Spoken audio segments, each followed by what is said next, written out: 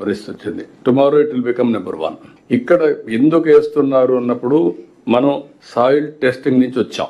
Body testing ఎట్లయితే మనం చేసుకుంటున్నామో soil testing కూడా చేసి అక్కడి నుంచి సాయిల్ ని బ్యాలెన్స్ చేయాలి with micro nutrients.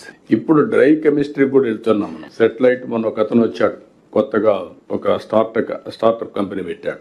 Is doing extremely well. మనం కూడా సెటిలైట్కి వెళ్తున్నాం. వచ్చినప్పుడు మీరు కానీ ఇది కానీ బ్యాలెన్స్ చేస్తే చాలా వరకు మనకి ఇబ్బంది లేకుండా పోతుంది. స్టిమ్యులేట్ చేయడానికి వాడాలి తప్ప అది సప్లిమెంటేషన్ ఎరువు కాదు, మైక్రో న్యూట్రియంట్స్ కాదు. ఈ విషయం మీరు గుర్తుపెట్టుకోండి. ఇప్పుడు అది రాసుకుంటాం మేము.